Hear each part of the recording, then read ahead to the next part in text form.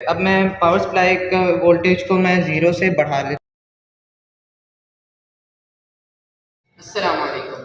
Today we are going to verify ohms law by using wire as a conductor under the supervision of Sir Ubaidullah साहब। हमने ये prove करना है कि voltage के बढ़ाने से करंट की जो वैल्यू है वो भी इंक्रीज हो जाती है।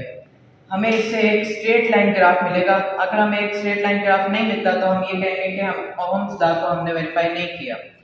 तो सबसे पहले इसके लिए हमारे पास कुछ ऑपरेटर्स हैं। हमारे पास सबसे पहले है पावर सप्लाई, उसके बाद हमारे पास है की जो हमारे सर्किट को क्लोज और ओपन करने के लिए यूज़ करेंगे हम। उसके बाद हमारे पास है रेजिस्टेंस, वेरिएबल रेजिस्टेंस, रियोस्टेट जो रेजिस्टेंस को कम या ज़्यादा करने के लिए यूज़ होता है। उसके बाद हमारे पास है नाइक्रोम वायर। नाइक्रोम वायर के क्रॉस करंट को हम एमीटर पे मेजर करेंगे और इसी नाइक्रोम वायर के क्रॉस जो पोटेंशियल डिफरेंस होगा उसको हम वोल्ट मीटर पे मेजर करेंगे। तो अब हम इसकी वर्किंग की तरफ आते हैं। फर्स्ट ऑफ ऑल मैं ये पावर सप्लाई का स्विच ऑन कर देता हूँ। ये मैंने पावर सप्लाई का स्विच ऑन कर दिया। अभी आप देख सकते हैं हमारे पूरे सर्किट में करंट पास नहीं हो रहा। क्यों? क्योंकि मैंने अभी तक की को अटैच नहीं किया। ये मैंने इसके साथ की अटैच कर दी। अब हमारे पूरे सर्किट में करंट फ्लो हो रहा है। अभी तक एमीटर की जो रीडिंग है और वोल्ट मीटर की जो रीडिंग है वो अभी ज़ीरो पे है। अब मैं पावर सप्लाई का वोल्टेज को मैं ज़ीरो से बढ़ा देता हूँ। ये मैंने पावर सप्लाई के वोल्टेज को ज़ीरो से बढ़ा के 3 पे कर दिया है। पावर सप्लाई की वोल्टेज इस टाइम 3 है और नाइक्रोम वायर के क्रॉस जो करंट मीटर पे मेजर होना है वो भी इंक्रीज़ हो गया है। इसकी वैल्यू यहाँ हमें नज़र आ रही है और वो वैल्यू है 0.3।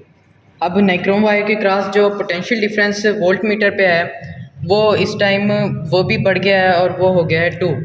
अब हम ओम्स फार्मूला को यूज़ करते हुए रेजिस्टेंस फाइंड करेंगे। रेजिस्टेंस का फार्मूला है R=V/I। जब इस फार्मूले में हम वैल्यूज़ पुट करेंगे तो हमारे पास रेजिस्टेंस निकल आएगी 6.667 ओम्स। हमारी फर्स्ट ऑब्जर्वेशन कंप्लीट हो गई है। हमने एक्यूरेट रिजल्ट निकालने के लिए हम एक और ऑब्जर्वेशन करते हैं। इसलिए मैं पावर सप्लाई के जो वोल्टेज है इसको मैं 3 से और आगे बढ़ा देता हूँ। ये मैंने पावर सप्लाई के वोल्टेज को 4 पे कर दिया है। अब नाइक्रोम वायर के क्रॉस जो करंट है एमीटर पे वो भी बढ़ गया है और उसकी वैल्यू इस टाइम है 0.4। अब नाइक्रोम वायर के क्रॉस जो पोटेंशियल डिफरेंस वोल्ट मीटर पे मेजर होना है वो भी अब बढ़ गया है और वो हो गया है 3। हम दोबारा अब ओम्स फार्मूला को यूज़ करते हुए रेजिस्टेंस फाइंड करेंगे R=V/I। तो इस फार्मूले में जब हम वैल्यूज पुट करेंगे तो हमारे पास रेजिस्टेंस निकल आएगी 7.5 ओम। अब हमारे पास दोनों ऑब्जर्वेशन के रिजल्ट आ गए। अब हमने इसका मीन लेना है। मीन कैसे लेंगे? दोनों ऑब्जर्वेशन के रिजल्ट का सम लेके इसको 2 पे डिवाइड कर देंगे तो हमारे पास मीन निकल आएगा 7.0358। अब हम इसको ही ग्राफ के ज़रिए हम ड्रा करने की कोशिश करते हैं। तो हमने यहाँ पे करंट जो है वो वर्टिकल है और वोल्टेज जो है वो हॉरिजॉन्टल है। हमने फर्स्ट ऑब्जर्वेशन की, हमने 2 पे रखा, वोल्टेज को 2 पे किया तो हमारे पास 0.3 वैल्यू आ गई करंट की।